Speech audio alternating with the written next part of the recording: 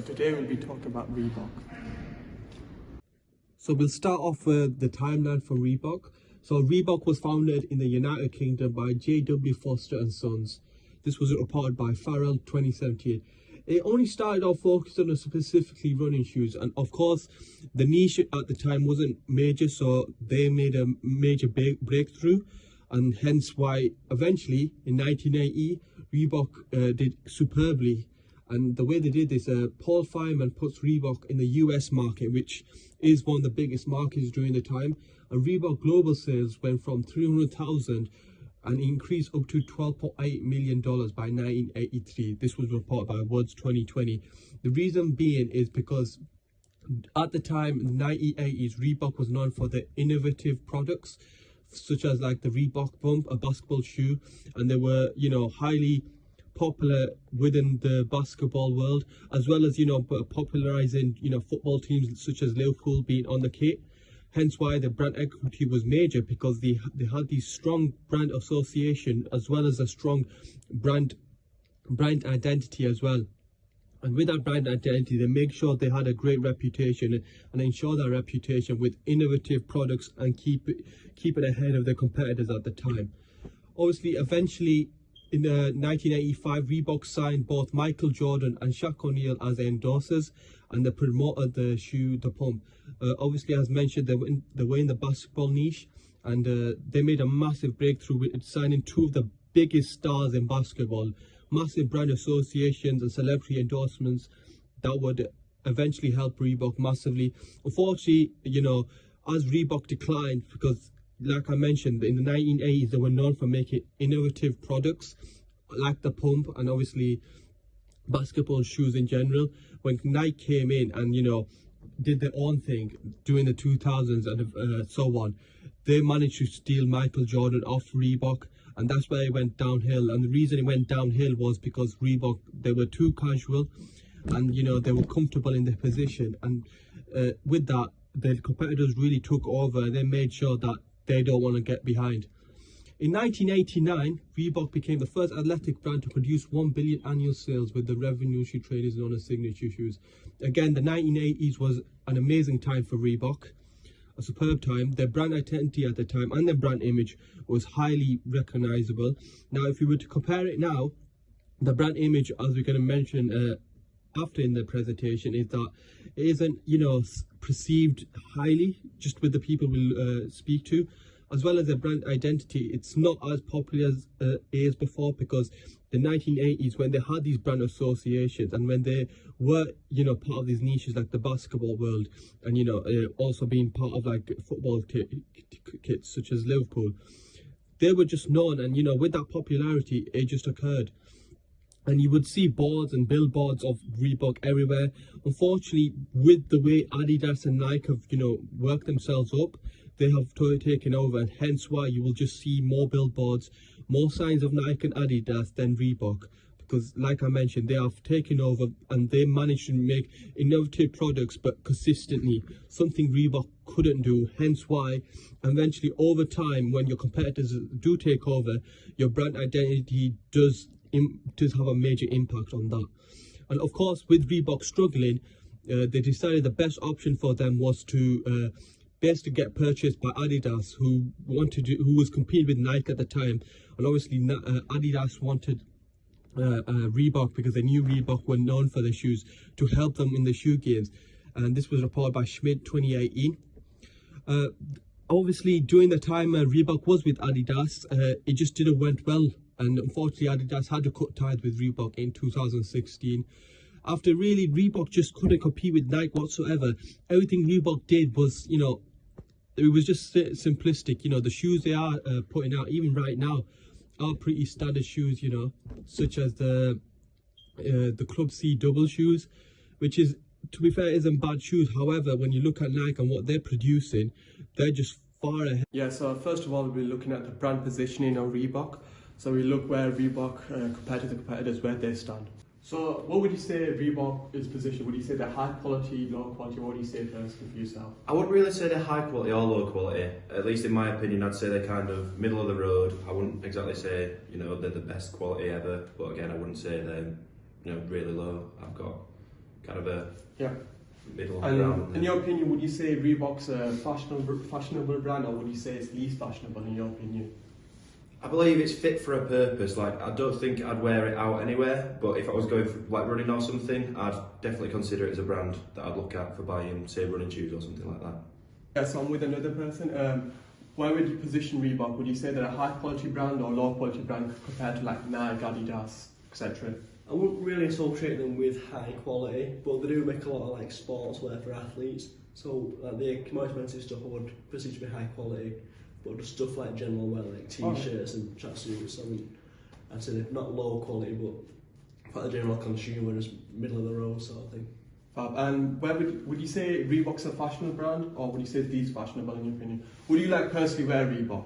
Not personally, because I don't really wear a lot of sportswear. I just wear like jeans and shirts and jumpers, so I don't really need to wear like tracksuits and like sportswear really. Yeah, so with Reebok repositioned themselves now, just due to the fact that competitors being further ahead and not meeting the demands of their market. Just reacting slow to the likes of Nike and Adidas, who are continuously setting trends, continuously making ads and continuously putting their brand equity ahead. As well as that, in the 1980s, they'd be considered more fashionable, but as we've seen interviewing the couple of people we did, they feel that Reebok isn't as fashionable they are now, considered what they used to be back in the 1980s. Also, Reebok back in the day, they had the shoes such as the pump shoe, which was extremely popular back in the days, and it did well in certain niches like the basketball niche. But unfortunately with Reebok, the positioning has to be repositioned because they don't meet any real niches, even though recently they've been signed with the UFC, they don't really work with the UFC as well. But as well as that, used to be also part of football kits, like Liverpool's football kit, which at the time was the biggest football team in the world. And right now, Reebok repositioned aligns perfectly with the brand image now, as the brand image of customers is that it's just plain, it's cheap, you can get it from Sports Direct, and that's about it really. So we'll be using Keller's model, the CBE model, to talk about Reebok. So, starting off with the salience and how Reebok, bring their awareness. It's important to note that, they understand that where their brand currently isn't the top dogs compared to, Adidas, Nike, even like maybe Under Armour could take over because, they have strong brand associations like Anthony Joshua, and they are making quite, innovative products themselves.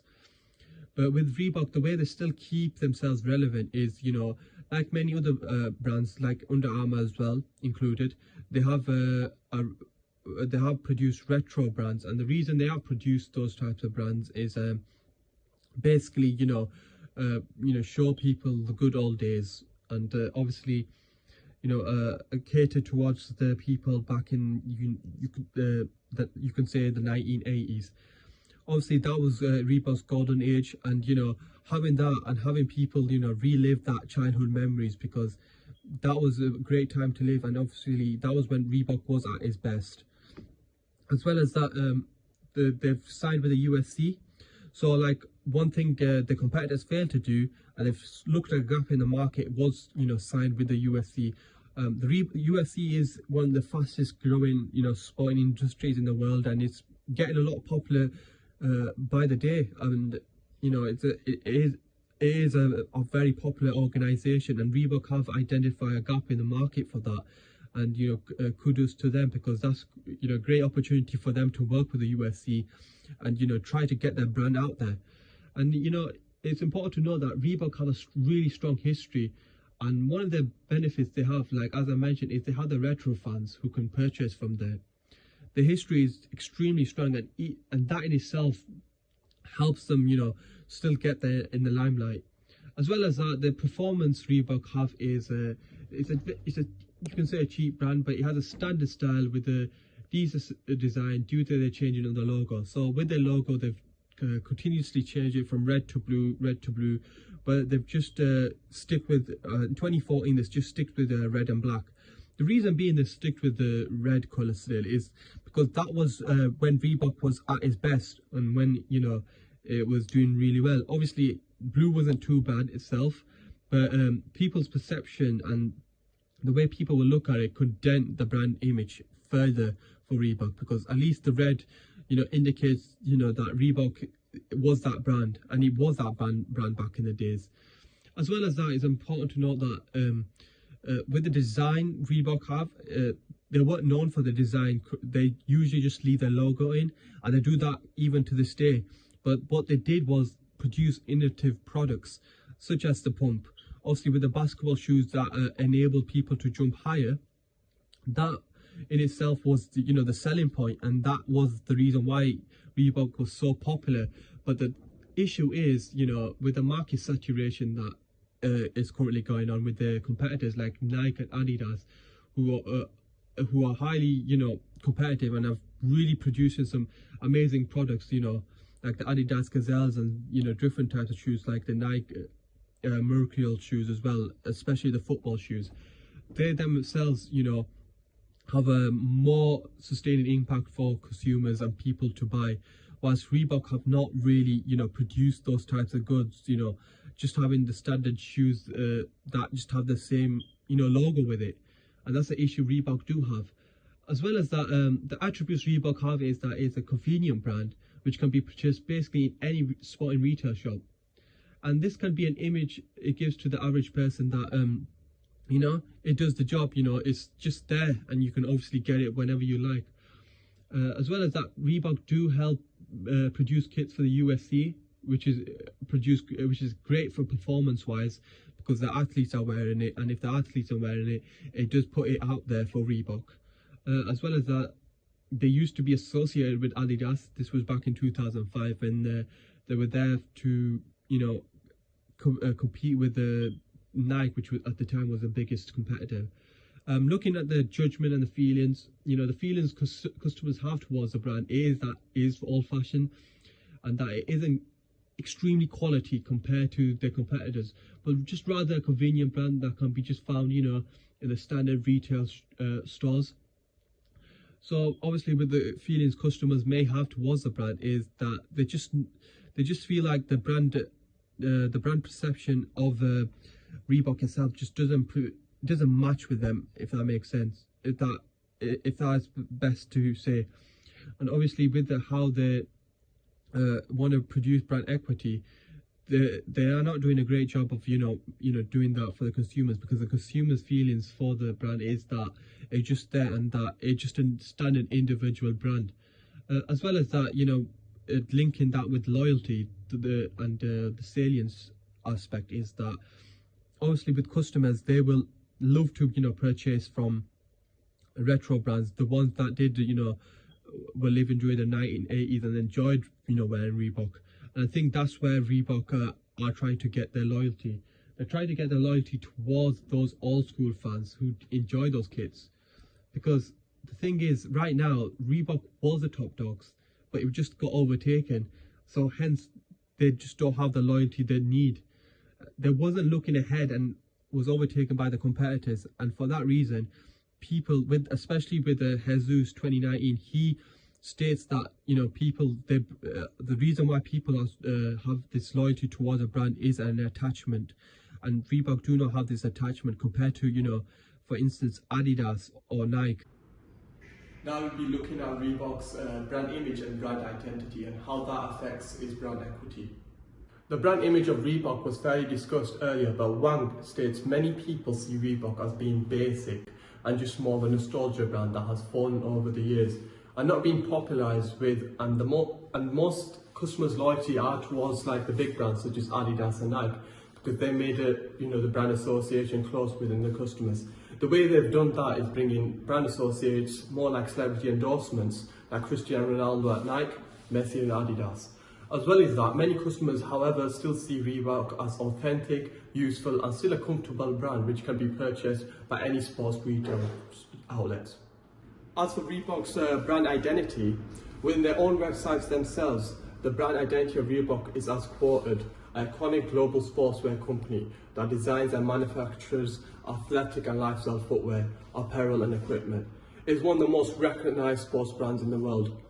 Now, granted, via association with high brands like Adidas and strong history, they have somehow still made themselves relevant in the sport